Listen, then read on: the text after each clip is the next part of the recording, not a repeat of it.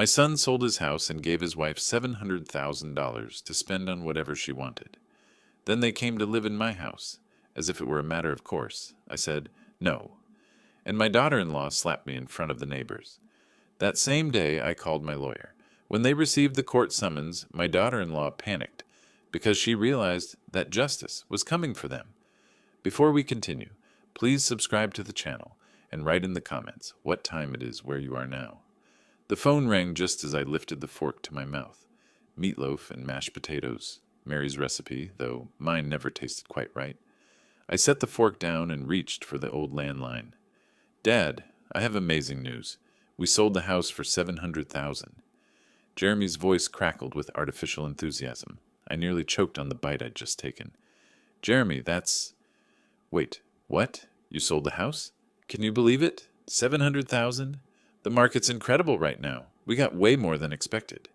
The fork slipped from my fingers, clattering against the plate. Something cold settled in my stomach that had nothing to do with dinner. Son, I don't understand. When did you sell it? You never mentioned...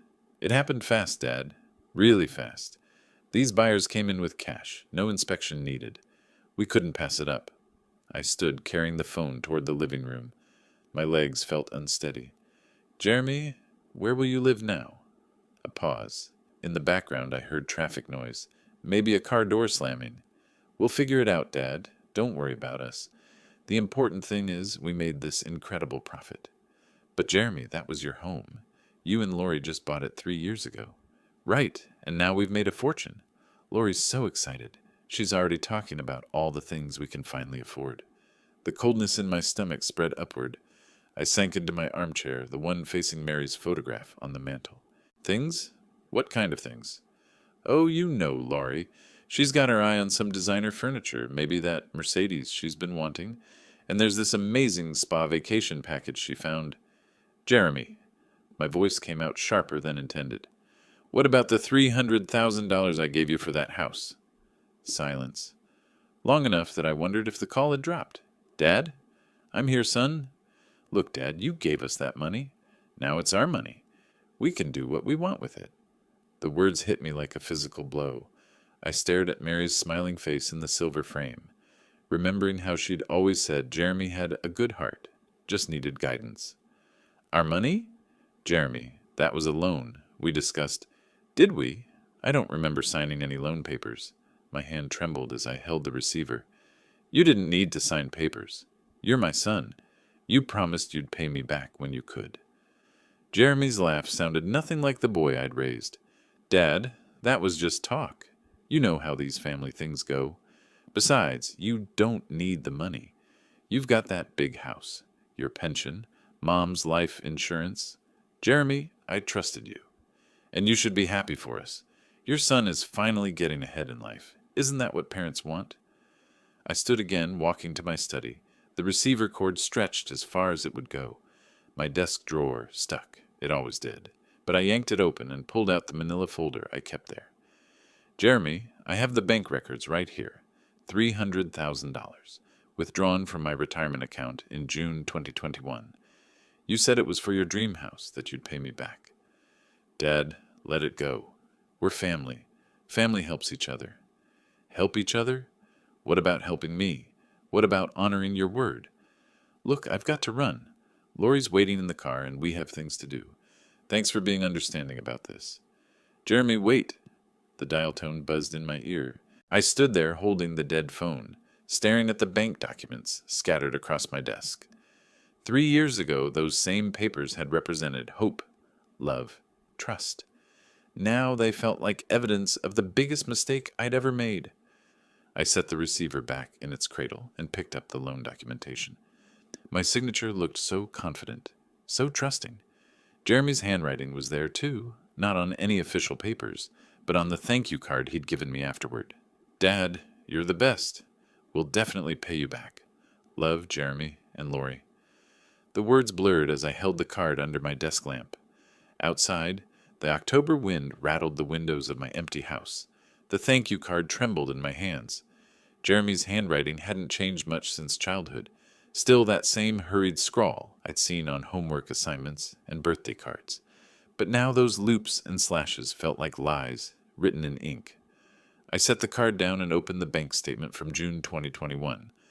There it was, withdrawal of $300,000 from my retirement savings, the largest single transaction I'd ever made, and I'd done it without hesitation. The memory hit me with startling clarity. That Sunday afternoon in late spring, windows open, birds singing in the backyard, Jeremy and Lori sitting at my kitchen table, her hand resting on his arm as he explained their situation. "Dad, we found our dream house, but we're $300,000 short for the down payment." I'd been making coffee, the same Maxwell house I still drank every morning. The smell of it filled the kitchen as I listened to my son's hopeful voice. "The sellers want to close quickly," Lori had added, her smile bright and grateful. "We've never asked you for anything like this." But we didn't know where else to turn. I remembered setting down the coffee pot, looking at their young faces full of dreams and possibility. Jeremy had seemed nervous, fidgeting with his wedding ring. Lori kept smoothing her hair, the way she did when she was trying to make a good impression. "Of course, son, I'll help. This is for your family." The relief on Jeremy's face had been immediate and genuine, or so I'd thought. He'd stood up and hugged me, something he rarely did anymore. "Dad, you're the best. We'll definitely pay you back. I know this is a lot of money." "Don't rush, Jeremy. The important thing is that you're happy. You and Lori deserve a beautiful home." Even Lori had tears in her eyes that day, thanking me over and over. She'd called me the most generous father-in-law in the world. I poured myself a scotch, something I rarely did on weeknights. The amber liquid burned, but it felt appropriate somehow. Everything burned now. That afternoon in 2021, I'd felt like the luckiest man alive. My son needed help, and I could provide it. Mary would have been proud, I'd thought. She'd always believed in taking care of family first. But that Jeremy, grateful, respectful, making promises, where had he gone? When did he become this stranger who laughed at my trust and called my generosity foolish? I walked to the window, looking out at the darkened street. The Johnsons' porch light was on, and I could see Harold Jenkins checking his mailbox even though it was past 9 o'clock. Normal people living normal lives, probably never imagining their own children could betray them so completely. The bank documents felt heavier when I picked them up again. Not just paper anymore, but evidence of my own foolishness. I'd signed my name so confidently, believing in promises that meant nothing. Back at my desk, I spread out the papers chronologically. The withdrawal slip from June 15th, 2021. The thank you card dated June 20th. The photos Jeremy had texted me of their new house in July. All evidence of a time when I believed my son was a man of his word. Mary's photograph watched me from across the room. I'd caught her expression in that picture during our last Christmas together. Patient, knowing, slightly amused by something I'd said. What would she think of this situation? What would she tell me to do? I knew the answer. Mary never let anyone walk on her, not even family. Especially not family. The scotch was nearly gone when I finally closed the folder and secured it back in the desk drawer. The documents would still be there tomorrow, still proof of Jeremy's promises and my misplaced trust. But tonight, for the first time since that phone call, I felt something besides shock and hurt. Something harder, colder, something that felt almost like Mary's strength flowing through me. I turned off the desk lamp and headed upstairs, the old wooden steps creaking under my feet. Tomorrow would bring whatever it brought, but tonight I needed sleep. Real sleep, not the restless tossing I'd been doing since Mary passed. The house settled around me as I climbed toward the bedroom, every familiar sound a reminder that this was my home, my sanctuary, my castle, and nobody, not even my own son, was going to take that away from me. The pounding on my front door shattered the morning quiet like gunfire. I jolted awake, squinting at the bedside clock, 7:15 a.m. The knocking came again, aggressive and demanding. I stumbled to the window, pulling back the curtain. A moving truck sat in my driveway. Jeremy's car was parked behind it, trunk open, suitcases visible. The knocking resumed, more violent this time. I threw on my robe and slippers, hurrying downstairs. Through the frosted glass of my front door, I could see two figures, one tall, one shorter. My hands shook as I turned the deadbolt. Jeremy stood on my porch, grinning like this was Christmas morning. Behind him, Lori held a designer suitcase, her makeup perfect despite the early hour. "Hi, Dad. We're here." I blinked at them, still processing. "What does this mean, Jeremy?" "Well, since we sold the house, we need somewhere to stay." He gestured toward the moving truck like it explained everything. "We'll stay with you temporarily, just until we find something suitable." The cold October air bit through my thin robe. "No, absolutely not. You don't belong here." Jeremy's smile faltered for just a moment. "Dad, don't be selfish. You have this big house, and we're your family." He moved forward like he intended to walk right past me, but I stepped into the doorway, gripping the frame. "This is my home. You made your choices." "Our choices?" Lori's voice was sharp as broken glass. "We're family. Family helps each other in times of need." I stared at her perfectly styled hair, her expensive jacket, the diamond earrings catching the morning light. "Times of need? You just sold a house for $700,000. "That money's already allocated," Jeremy said, his tone turning cold. "Lori has needs, Dad. Important needs." "More important than having a place to live?" From across the street, I noticed Harold Jenkins in his front yard, pretending to check his morning paper, but clearly listening. Mrs. Chen's curtains twitched at her window. "Dad, you're being unreasonable." Jeremy's voice carried across the quiet neighborhood. "We're not asking for charity. We're asking for temporary family support." "After you stole $300,000 from me?" "We didn't steal anything." Lori stepped forward, her face flushing red. "You gave us that money freely. It was a loan." "Where's the paperwork?" Jeremy challenged. "Show me the signed loan documents." The morning was getting colder, and I pulled my robe tighter. More neighbors were visible now. The Johnsons had stopped their morning walk, standing near their mailbox and watching. "You know there are no papers," I said quietly. I trusted my own son. "Well, maybe you shouldn't be so trusting," Lori snapped. "Maybe you should have thought harder before making promises you'd regret." "Lori, that's enough," Jeremy said, but he didn't sound sorry. He sounded tired. "No, it's not enough." She turned back to me, her voice rising. "You're a selfish old man sitting in this huge house all alone. We're young, we have our whole lives ahead of us, and you want us to suffer because of your buyer's remorse." Harold had moved closer now, no longer pretending to read his paper. Other neighbors were emerging, people walking dogs, checking mailboxes, all of them drawn to the commotion. "I want you to leave my property," I said, my voice steadier than I felt. "Dad, you'll regret this decision," Jeremy said. The mask was completely off now. No more fake smiles, no more cheerful manipulation. "Family is supposed to stick together. When you're old and sick and need help, remember this moment." "Is that a threat, son?" "It's reality, Dad. You're not getting any younger." Lori stepped even closer, close enough that I could smell her expensive perfume. "You'll change your mind. You'll come begging us to come back, and maybe we'll consider it." "Get off my property." That's when she slapped me. The sound cracked across the morning air like a whip. My head snapped back, my cheek stinging, and I stumbled against the doorframe. The humiliation burned worse than the physical pain. Harold dropped his newspaper and stepped forward. "Hey, that's enough!" Jeremy grabbed Lori's arm, pulling her back toward the car. "Come on, we're done here." "You'll regret your greed," Lori shouted over her shoulder as Jeremy dragged her away. "You'll regret being such a selfish, bitter old man." They threw their suitcases into the trunk, Jeremy slamming it so hard the whole car shook. The moving truck driver, who'd been sitting in his cab during the entire confrontation, started his engine. As they drove away, tires squealing against the asphalt, Harold approached with concern written across his weathered face. I touched my stinging cheek, aware that half the neighborhood had just witnessed my son's wife assault me on my own front porch. The morning air felt even colder now, but I remained standing in my doorway, watching their car disappear around the corner. Harold approached slowly, his weathered face creased with concern. Behind him, other neighbors lingered. Mrs. Chen had stepped onto her porch, and the Johnsons stood frozen near their mailbox. "Willard, friend, you did the right thing," Harold said, his voice steady but kind. "Don't let them make you doubt yourself." I touched my cheek where Lori's hand had landed.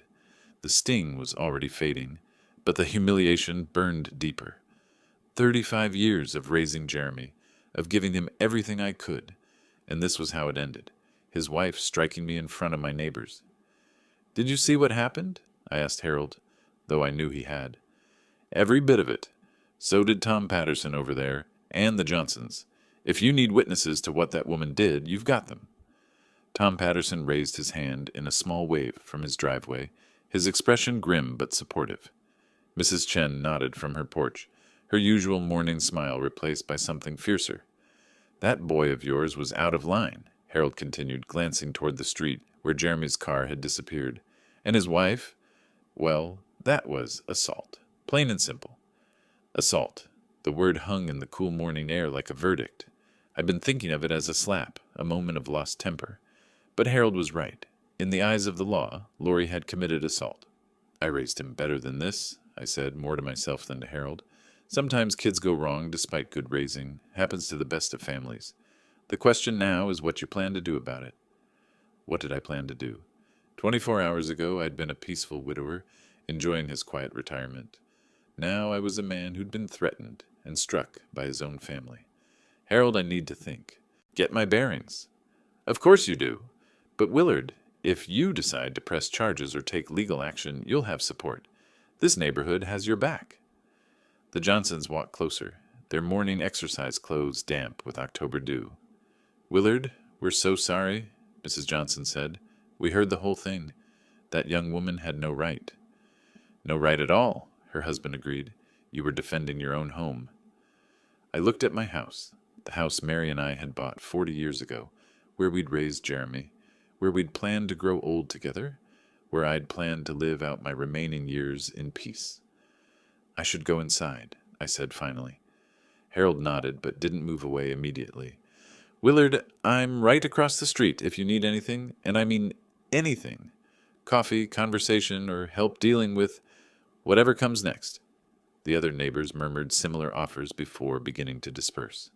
Tom Patterson lingered, walking over to where Harold and I stood. "Willard, I've seen family fights before, but nothing like that.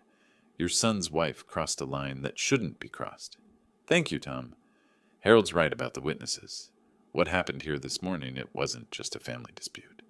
That woman attacked you on your own property."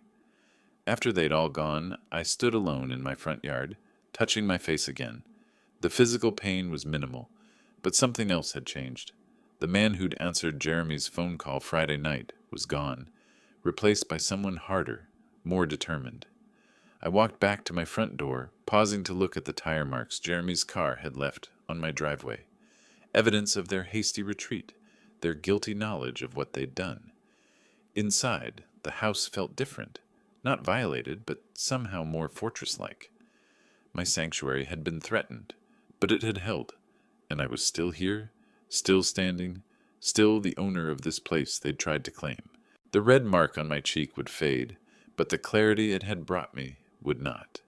The bathroom mirror showed me a stranger, not the defeated old man Jeremy probably expected, but someone with steel in his eyes and a red handprint on his left cheek, like a badge of war.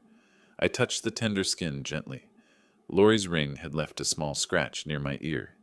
Evidence, I realized, proof of what she'd done. But I needed more than evidence of assault. I needed strategy.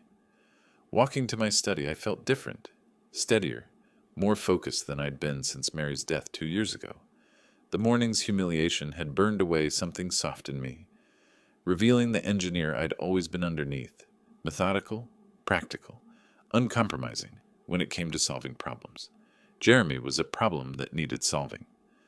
I settled into my favorite armchair and opened the desk drawer where I kept important documents. My filing system was alphabetical and precise, habits from 40 years of engineering work. Under J for Jeremy, I found the folder I was looking for. The loan agreement was exactly where I'd left it, in a manila envelope marked Jeremy House Loan 2021. I pulled it out carefully, handling the papers like the legal weapons they were. Mary's photograph watched me from the desk, her smile encouraging. She'd always said I was too trusting when it came to family, too willing to give without protecting myself.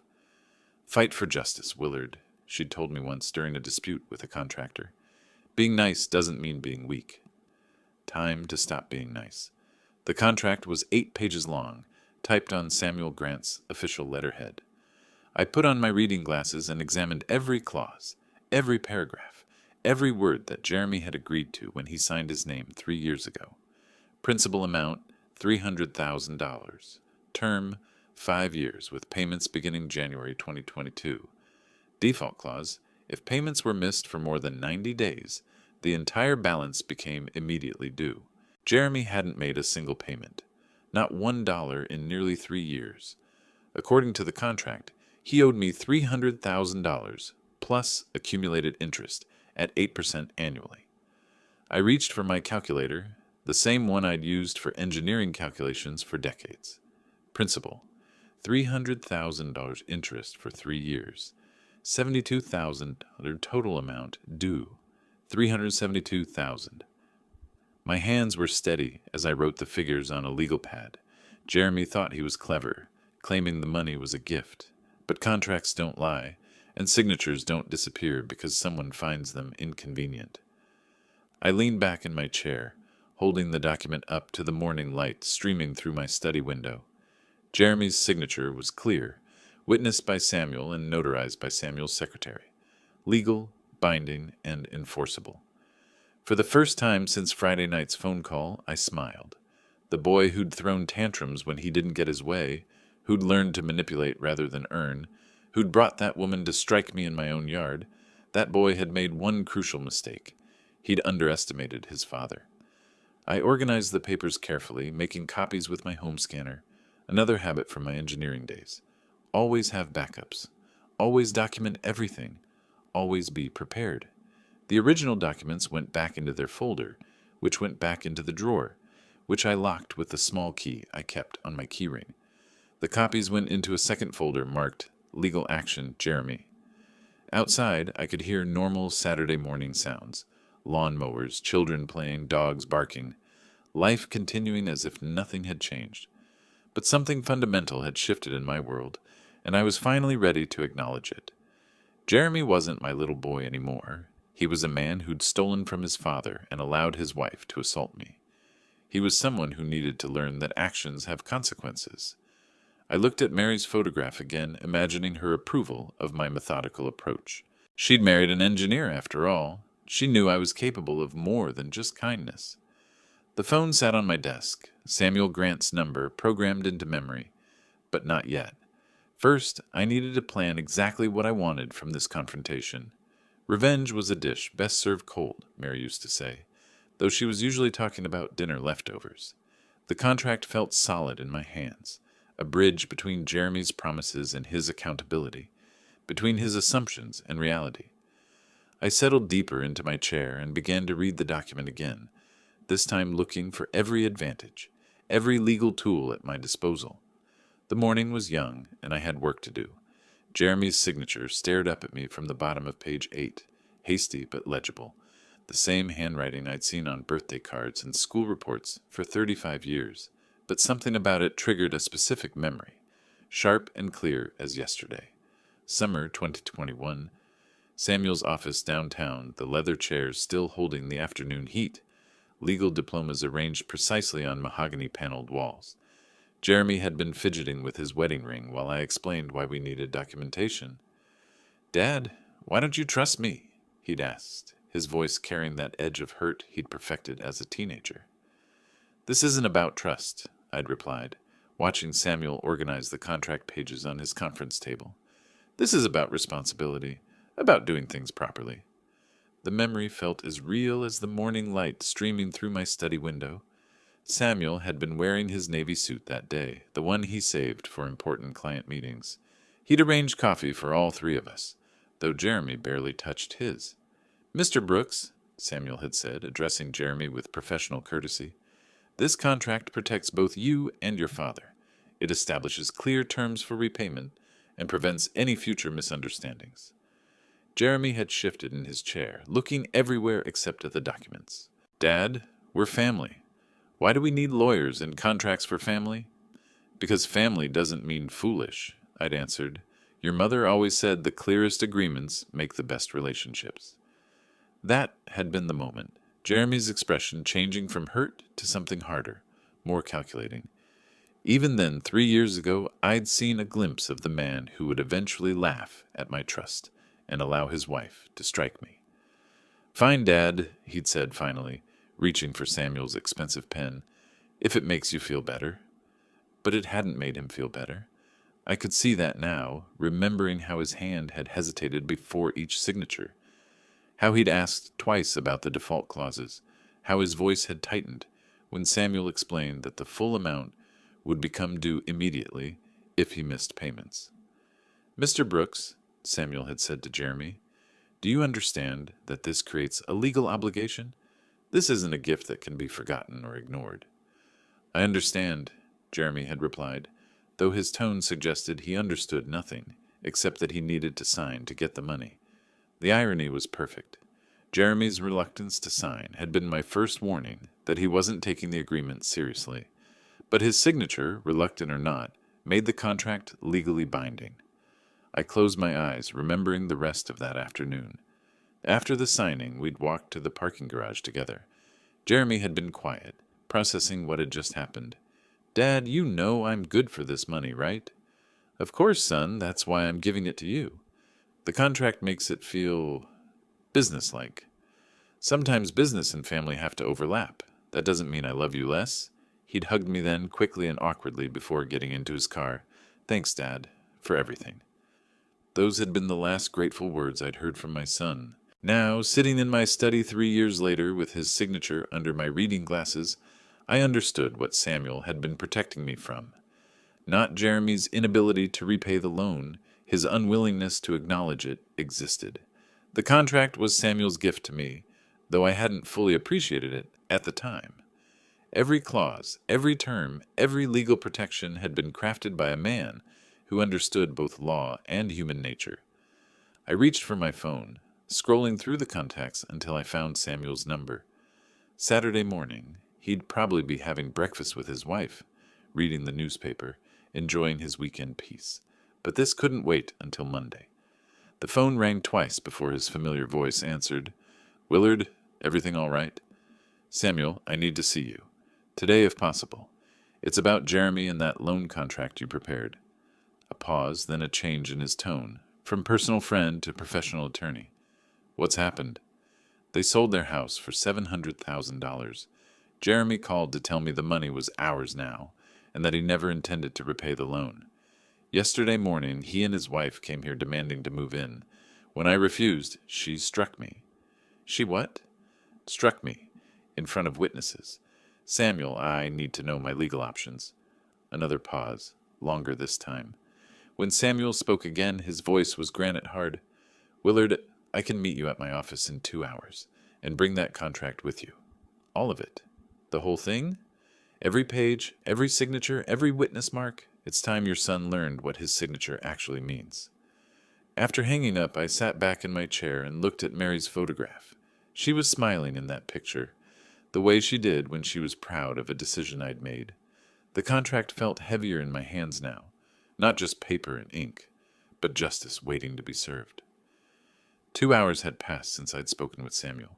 The contract lay spread across my desk like a battle plan, each clause now familiar as my own name. I'd eaten a quiet lunch, organized my thoughts, and prepared for what came next. At exactly 2:30, I dialed Samuel's office number from memory. "Willard, I've been expecting your call." Samuel's voice was crisp, professional. "I've had time to review our conversation and pull your file. Are you ready to proceed?" "More than ready." "Good. Let me be clear about your legal position. When Jeremy sold that house, he triggered the acceleration clause in your loan agreement. The entire principal becomes immediately due, plus accrued interest at 8% annually." I pulled my calculator closer, though I'd already run the numbers twice. "How much exactly?" $300,000 in principal plus $72,000 in accumulated interest. Jeremy owes you $372,000 as of today." The figure hit me like cold water. Jeremy had stolen from me, then sold the security for my loan, then demanded to live in my house. And now he owed me more money than he'd ever seen in his life. "What about the assault?" "Separate civil action. With witness testimony from Harold and your other neighbors, we can seek damages for the physical attack, emotional distress, and public humiliation. An elderly victim being struck by a family member? That's significant. Samuel's voice carried the satisfaction of a craftsman discussing quality work. Willard, your son made every possible legal mistake.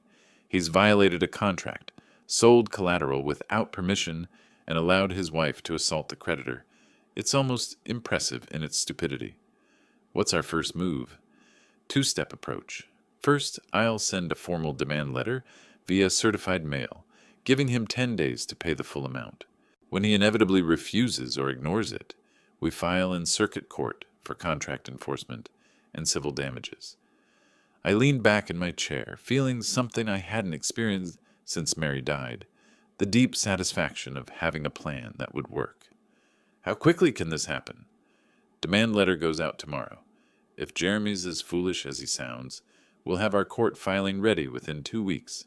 The beauty of contract law is its simplicity. He signed it, he owes it, the end. Samuel, I need to ask about costs. Willard, we've been friends for 25 years. I'm taking this on contingency, plus expenses. When we win, and we will win, I take 30% of recovery. If somehow we lose, you owe me nothing. The relief was immediate and profound.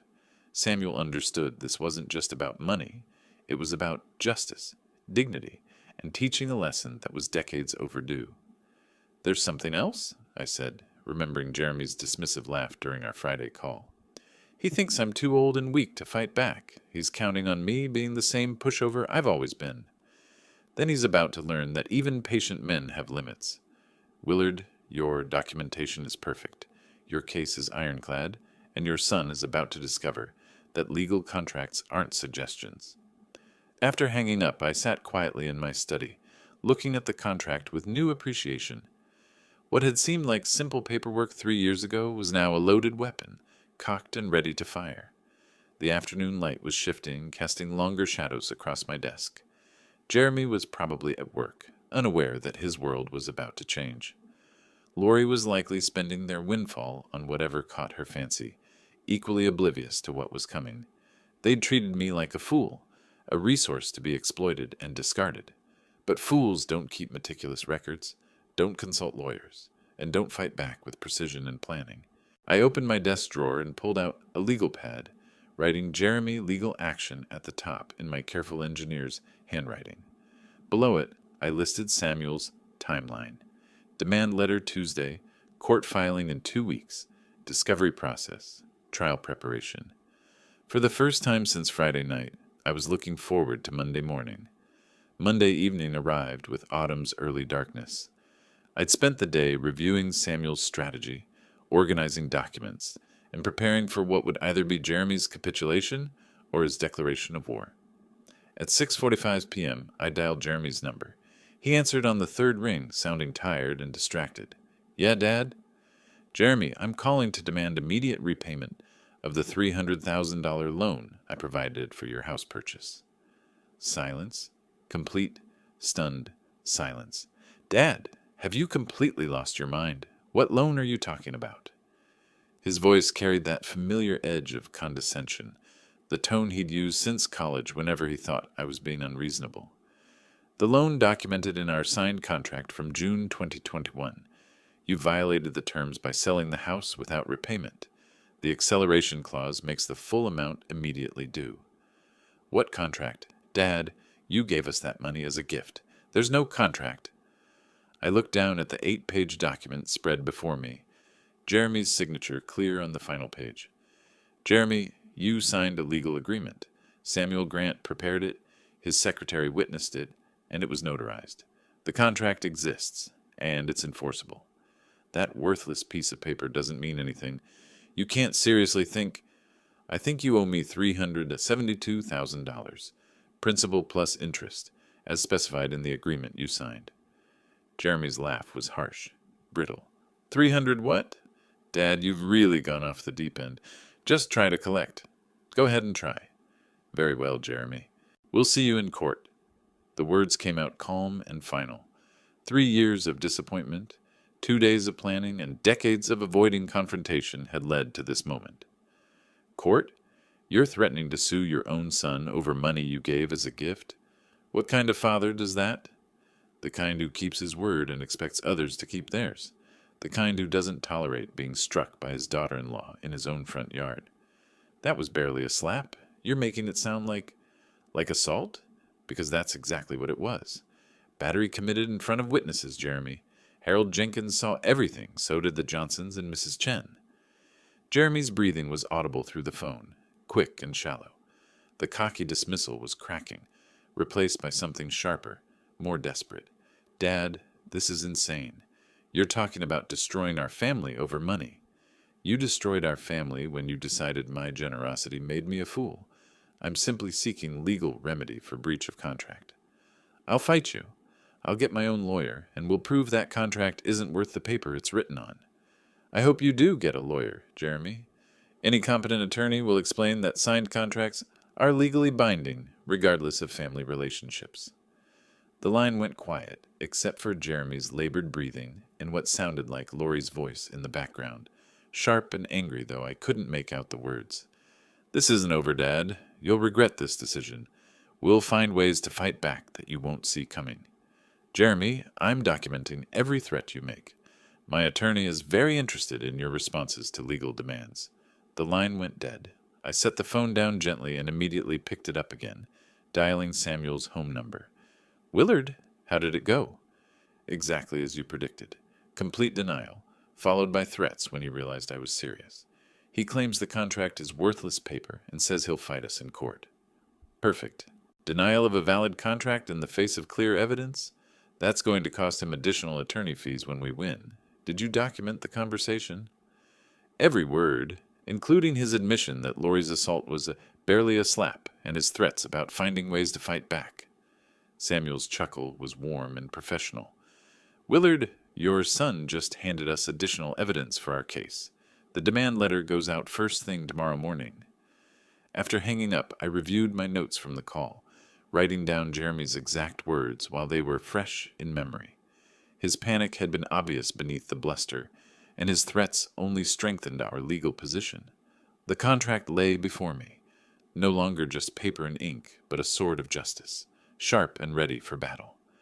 Jeremy had called my bluff, and now he was about to learn it wasn't a bluff at all. Thursday evening's quiet was shattered by my phone's aggressive ringing.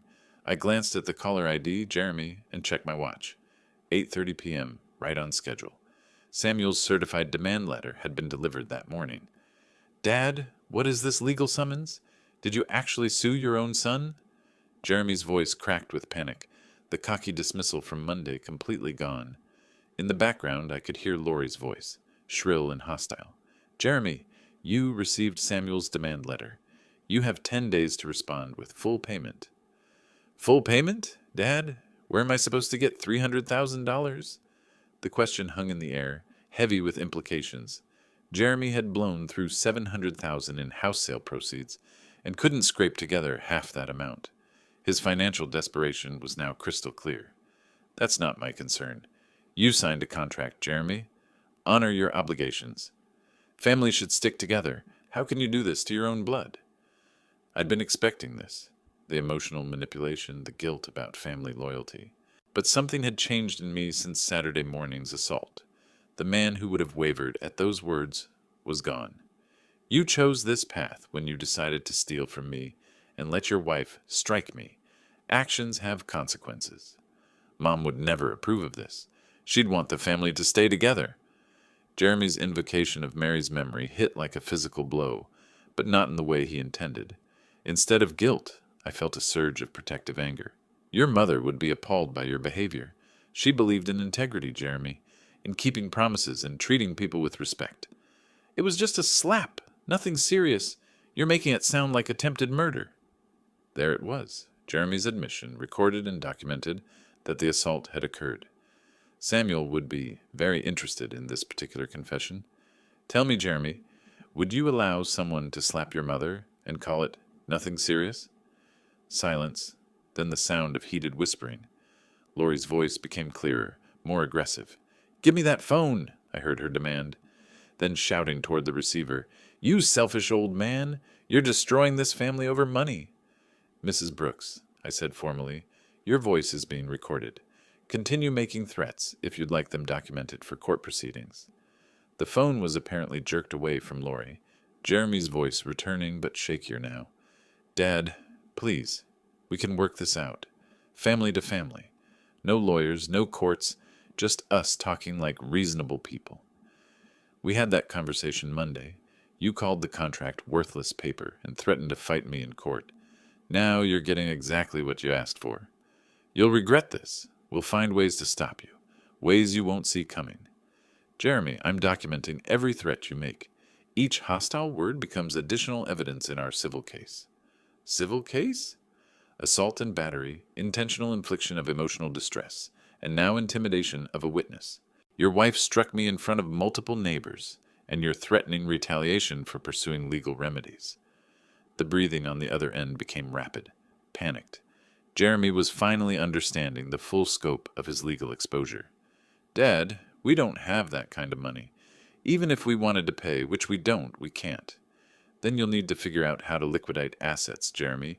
Sell Lori's Mercedes, her jewelry, whatever you bought with my money, or the court will do it for you. This is blackmail. This is contract enforcement. There's a significant legal difference. More background shouting from Lori, then Jeremy's voice strained and desperate. Fine. If you want to tear this family apart, you've succeeded. When this is over, you'll never see us again.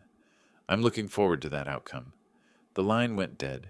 I immediately dialed Samuel's number, my hands steady, despite the adrenaline coursing through me. Willard, I take it Jeremy received our letter?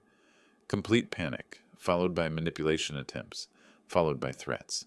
He admitted the assault occurred, said they don't have the money, and threatened retaliation for pursuing legal action. Outstanding.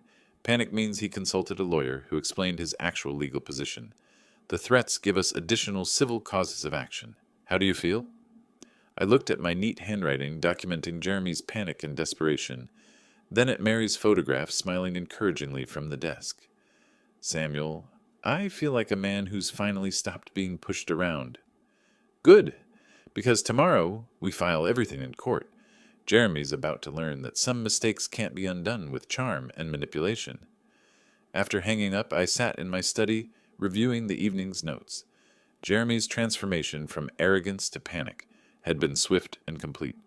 The reality of legal consequences was finally penetrating his entitled worldview. Justice, I reflected, was a patient teacher, but its lessons, once delivered, were never forgotten. Friday morning brought unseasonable warmth, and Harold Jenkins to my front door, coffee mug in hand, and concern etched across his weathered face. Willard, I hope you don't mind me stopping by. I've been thinking about what happened last weekend. I invited him in, grateful for the company. The house had felt different since I'd started the legal proceedings. Not lonely, but expectant, like a theater before the curtain rises. Harold, I appreciate you checking on me. Actually, I wanted you to know something. The whole neighborhood's talking about what your son and his wife did, and not in a good way for them. We settled in my kitchen, the same spot where Jeremy had once sat begging for money, with promises he never intended to keep. What kind of talk? Harold sipped his coffee thoughtfully. Well, Mrs. Chen saw the moving truck Saturday morning. She was getting her newspaper when she heard the shouting. By the time that woman slapped you, half the street was watching. I'd known there were witnesses, but I hadn't realized how public the spectacle had become. Tom Patterson's been telling everyone about it, says he's never seen anything like it. A grown woman striking an elderly man in his own front yard. People are upset, Willard. Really upset. The validation was unexpected and deeply satisfying. I'd spent decades being the quiet neighbor, the man who kept to himself and caused no trouble. Now, when I needed community support, it was there. Harold, I need to tell you something. I've filed a lawsuit against Jeremy. Contract violation and civil damages for the assault. Harold's eyebrows rose, but his expression remained supportive. Good for you. About time someone held that boy accountable. I might need witnesses, people who saw what happened Saturday morning. You'll have them. Mrs. Chen's already said she'd testify if needed, so have the Johnsons, and Tom Patterson's practically volunteering himself. None of us liked seeing you treated that way. A knock at the door interrupted us. Through the window I could see Mrs. Chen holding the covered dish. Willard, dear, I brought you some soup. she said when I opened the door. Her usual gentle demeanor was replaced by something fiercer. I heard about the legal troubles with your son. News travels fast in this neighborhood. It should. What that woman did to you was shameful. Harold told me you might need witnesses for court. Mrs. Chen's offer came without hesitation, her moral clarity refreshing after weeks of Jeremy's manipulation and lies. I appreciate that, Mrs. Chen, more than you know.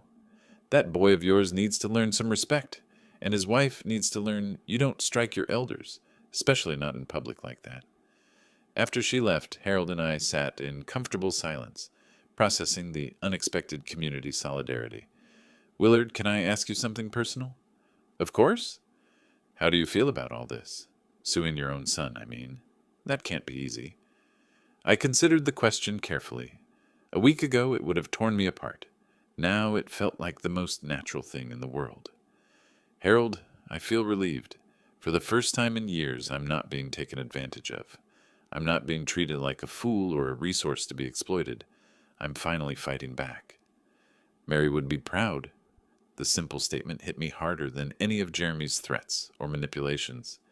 Mary would be proud. She'd always believed in standing up to bullies, in fighting for what was right, regardless of family relationships. She always said I was too trusting when it came to Jeremy, that I made excuses for behavior I wouldn't tolerate from anyone else. Well, you're not making excuses anymore. Harold was right. The man who had quietly absorbed Jeremy's demands and manipulations was gone, replaced by someone who understood that love without boundaries wasn't love at all. It was enabling. That afternoon, I received a call from Samuel. Willard, Jeremy's attorney, contacted my office today. They want to negotiate. Already? Panic makes people move quickly. His lawyer understands the strength of our case. Signed contracts are hard to argue with, and the assault charge with multiple witnesses makes this a nightmare for them. What kind of negotiation? Payment plan, probably. Maybe partial settlement. The important thing is they're acknowledging the debt exists. That's a major victory right there. After hanging up, I walked to my study window and looked out at the quiet street. Mrs. Chen was watering her flowers. Harold was checking his mailbox, and life continued its normal rhythm. But something fundamental had changed. I was no longer the victim in this story. I was the one with the power. Samuel's office felt different this time, not like a place I was seeking help, but like the headquarters of a successful campaign. The mahogany conference table held neat stacks of documents, and Jeremy's attorney sat across from us looking distinctly uncomfortable. Mr. Brooks, Jeremy's lawyer began, my client is prepared to offer a settlement that we believe is fair to all parties. David Morrison was younger than Samuel, with the nervous energy of someone who'd taken a bad case and was trying to minimize the damage. I'd researched him after Samuel mentioned his name, recent law school graduate, mostly traffic violations and small claims court. Let's hear it, Samuel said, his tone professional but skeptical. Mr. Jeremy Brooks is prepared to acknowledge the loan and agree to a payment plan. $50,000 immediately, then monthly payments of $2,000 until the debt is satisfied. I did quick mental math. At that rate, it would take 12 years to pay off the principal, not counting interest. I was 68 years old. Absolutely not, I said before Samuel could respond. Morrison shifted uncomfortably. Mr. Brooks, my client has limited resources. The house sale proceeds have been allocated to other expenses. Allocated to a Mercedes and designer furniture, Samuel interjected. We've done our research, Mr. Morrison. Your clients spent $300,000 in 6 weeks on luxury items, while planning to move into my client's home without permission. Those purchases were made in good faith. Good faith? I leaned forward, feeling the controlled anger I'd learned to harness over the past 2 weeks. Your client struck me in my own front yard. Where's the good faith in that? Morrison glanced at his notes nervously. My client is prepared to have Mrs. Brooks issue a written apology for that incident. Samuel's laugh was cold and professional. Your client committed assault and battery in front of multiple witnesses. A written apology doesn't address civil damages for intentional infliction of emotional distress. What are you looking for? Morrison asked, defeat creeping into his voice. Samuel slid a document across the table. Full payment of principal and accrued interest. $372,000 within 90 days. If payment isn't made, we'll proceed with asset seizure and wage garnishment. That's impossible. They don't have that kind of money. Then they need to liquidate their luxury purchases, I said calmly. Sell the Mercedes. Return the designer furniture. Liquidate whatever assets they bought with my money. Morrison read Samuel's document, his face growing paler with each paragraph. This also includes civil damages for the assault. $50,000 for assault, emotional distress, and public humiliation. Very reasonable considering the circumstances. So you're demanding $422,000 total? We're demanding justice, I said. Your client stole from me, attempted to move into my home without permission, and physically assaulted me when I refused. These are the consequences of their choices. Morrison excused himself to make a phone call, presumably to Jeremy. Through the conference room's glass wall, I could see him pacing and gesturing frantically. How do you think Jeremy's taking this? I asked Samuel. About as well as you'd expect. His cheap lawyer probably told him he could negotiate this down to a manageable payment plan. Now he's learning that stealing from your father has real consequences.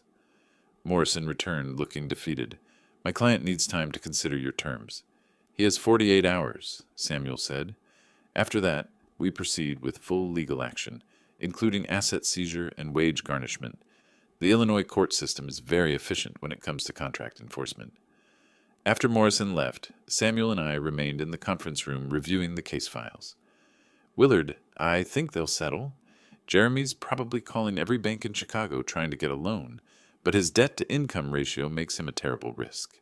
His only option is liquidating those luxury purchases. And if he doesn't, then we take everything: house, car, furniture, wages. The beauty of contract law is its clarity. He owes the money, period. The court will help us collect it. That evening I sat in my study with a glass of Mary's favorite wine, looking at the framed photograph of us at our last anniversary dinner. She was laughing at something I'd said, her eyes bright with love and mischief. You'd enjoy this, I told her picture. Our son finally learning that actions have consequences. The phone sat silent on my desk. 46 hours remaining for Jeremy to decide between voluntary payment and legal asset seizure. For the first time in 2 weeks, I was genuinely curious to see what choice he'd make. The call came at exactly 5:47 p.m. on the second day. I was reading in my study when the phone rang, Jeremy's name appearing on the caller ID. Dad, we accept your terms. His voice was hollow, defeated, stripped of the arrogance that had characterized our previous conversations. No threats, no manipulation, no appeals to family loyalty. All of them? All of them. We'll have the money within 30 days. I waited, letting the silence stretch between us. After 35 years of giving in to his demands, I'd learned the power of letting Jeremy fill the quiet spaces with his own discomfort. We had to sell everything, Dad. The Mercedes, all of Lori's furniture, her jewelry. We took out loans against my salary. We're basically starting over. Good, I said simply. Good? That's all you have to say? The old Jeremy was trying to surface, the one who expected sympathy even when facing consequences for his own actions. But I was no longer the man who provided it. Jeremy, you stole from me, demanded to live in my house, and allowed your wife to assault me. Starting over seems like appropriate justice. She wants to apologize for hitting you. I'll accept her written apology as specified in the settlement agreement. Dad, after this is over, after we pay you back, can we try to rebuild our relationship? The question caught me off guard. For a moment, I heard echoes of the little boy who used to help me fix things in the garage, who brought me drawings from school, who called me the best dad in the world. But that boy had grown into a man who viewed kindness as weakness and generosity as foolishness. Jeremy, you can rebuild your relationship with me the same way you'll rebuild your financial life, one trustworthy action at a time, over many years, with no guarantee of success. That's harsh. That's reality. Trust, once broken, isn't easily repaired. After hanging up, I called Samuel to report Jeremy's acceptance of our terms. Congratulations, Willard. You've just taught a very expensive lesson about the importance of honoring contracts and treating people with respect. Samuel, I can't thank you enough for everything you've done. Thank me after the money's in your account. But yes, this has been one of the more satisfying cases of my career. It's not often I get to see justice served so clearly. 2 weeks later, the electronic transfer appeared in my bank account. $422,000, representing not just repayment with interest and damages, but validation that some fights are worth having. I printed the bank statement and filed it next to the original loan contract, creating a complete record of Jeremy's expensive education in personal responsibility. That evening, Harold stopped by with a bottle of wine. I heard through the neighborhood grapevine that your son paid up. He did. Good for you, Willard.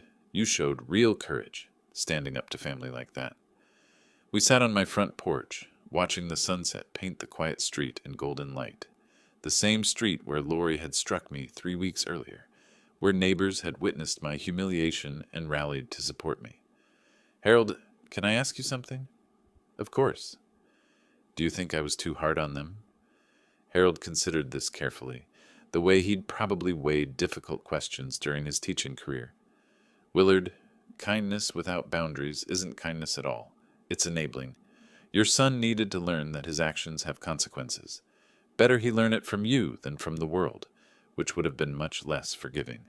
Later that night, I sat in my study with Mary's photograph, feeling something I hadn't experienced since her death. Complete peace. The house was quiet, but it was my quiet, my sanctuary, earned and defended, filled with the satisfaction of a man who had finally learned to fight for what mattered. Jeremy would recover from this financial setback, probably become more responsible for it. Lori would learn that charm and manipulation have limits, and I had learned that even patient men can find their strength when pushed too far. The phone would ring again someday. Maybe Jeremy would call to report progress in his life, maybe to ask for advice instead of money. Maybe Harold would call with neighborhood news, or Samuel with updates from other cases. But tonight, the silence was perfect. I had reclaimed my life, my dignity, and my peace. At 68 years old, I had finally learned that some battles are worth fighting, and that justice, though sometimes delayed, is always worth pursuing. The contract was paid, the lesson was learned, and I was free. If you like this story, please like this video, subscribe to the channel, and share your impressions of this story in the comments. To listen to the next story, click on the box on the left. Thank you for watching.